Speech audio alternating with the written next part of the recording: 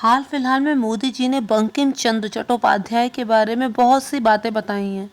तो चलिए आज हम भी जान लेते हैं उनके बारे में कुछ खास बातें। तो डियर फ्रेंड्स, मैं सबसे पहले शुक्रिया अदा करती हूँ उन व्यूवर्स का जिनकी वजह से मुझे आगे बढ़ने का मोटिवेशन मिलता है। तो चलिए अब अपनी चर्चा को आगे बढ़ाते हैं। बंकिम चंद्र चट्टोपाध्याय का जन्म उत्तरी 24 परगना के कंठालपाड़ा नैहाटी में एक परंपरागत और समृद्ध बंगाली परिवार में हुआ था।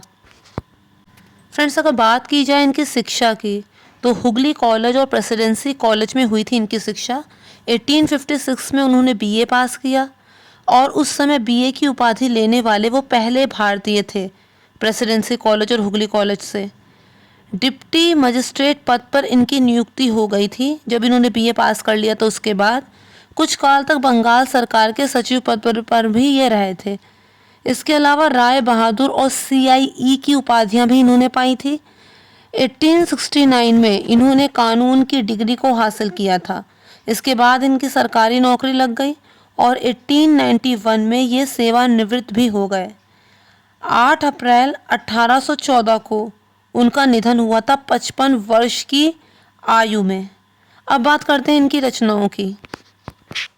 इनकी जो प्रथम रचना थी वो था राजमोहन्स वाइफ, जो अंग्रेजी में थी। इनका एक प्रसिद्ध उपन्यास था जिसका नाम था दुर्गेश नंदिनी। वो 1865 का एक बहुत ही रोमानी रचना थी इनकी।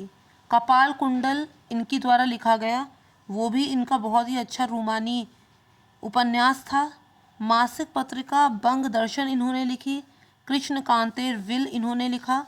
1872 में इन्होंने जो आनंद मठ लिखा था वो एक राजनैतिक उपन्यास था।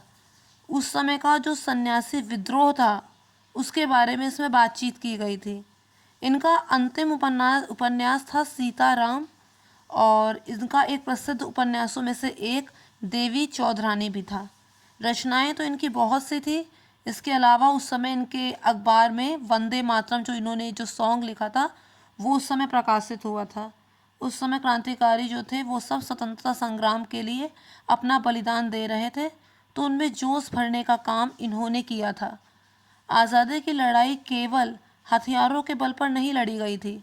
उनके मन में जोश भर देना, उत्साह भर देना, देशभक्ति भर देना, ऐसा काम जिन्होंने किया था उनका योगदान भी कम नहीं था। आज़ादी कलम की जोर पर भी हासिल की गई थी और उनमें से एक कलम इनकी भी थी।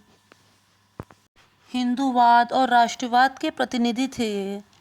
हिंदुओं के बारे में इन्होंने शोक व्यक्त करते हुए कहा था, कुमार संभव को छोड़ दें, हम स्वाइन बर्न को पढ़ते हैं।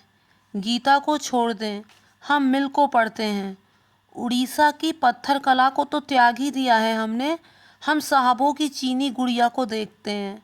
यानी जो बेहतरीन हमारे पास है, असली फूलों को छोड़ के हम कागज के फूलों की सुगंध लेते हैं। भारतीय संस्कृति पर हमें अभिमान होना चाहिए, लेकिन हम अंग्रेजों की नकल करते हैं। अगर धर्मशास्त्र की बात कही जाए तो इन्होंने कहा था कि जो देशभक्ति है ना वो हर धर्म से ऊपर है। सबसे बड़ा धर्म सिर्फ एक ही है, वो है राष्ट्र धर्म। बहुत से निबंध भी इन्होंने लिखे थे। उसमें से एक था अमर दुर्गोत्सव, जिसमें उन्होंने विधवा विवाह और महिलाओं की स्वतंत्रता के बारे में बात की थी। आज के समय में लोग चीख चीख के बोल रहे हैं, नहीं हम तो महिलाओं को भी आगे बढ़ा रहे हैं, उनको भी पढ़ा रहे हैं, उनको भी स्वतंत्रता दी जा रही है। अरे ये सब चीज़ें तो बहुत पहले से हमारे हिंदू धर्म में पहले से मौजूद थी, अब नहीं आई हैं ये चीज़ें। मातृभूमि को इन्होंने अपनी माँ के रूप में देखा था, ऐसी इनकी विचारधारा थी। उस समय अंग्रेजों ने जब भारत को गुलाम बना रखा था तो अपनी रचनाओं के द्वारा उन पर तीखे व्यंग कसना और भारतीयों में देशभक्ति का प्रचार प्रसार करना बिना डरे, इसके लिए भी हिम्मत चाहिए होती है, वो इनमें थी। एक ऐसी हस्ती थे जिनसे शिक्षा ली जा सकती है। तो फ्रेंड्स, मैं उम्मीद करती हूँ आप लोगों को मेरा वीडियो पसंद आया होगा। अगर पसंद आया तो मेक श्योर मेरे चैनल को सब्सक्राइब, वीडियो को लाइक और शेयर ज़रूर कीजिए। Thank you friends, thank you so much.